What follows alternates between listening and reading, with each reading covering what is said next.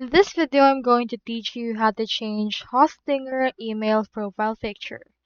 So in order to do that, you first need to head over and then log in into your account on your Hostinger.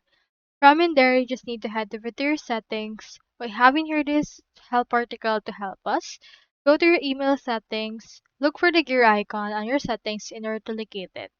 Then after that, on your settings menu, reach for the profile or account settings, and from in there you should be able to see here the locate the profile picture or avatar option.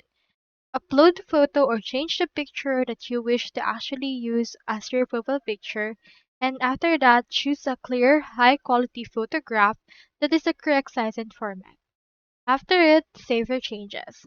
So typically, changing hosting your email picture is actually done in order to promote professionalism and make things easier for the client to see that you're not a scam. So that's all there is today, and I hope this video helped you out.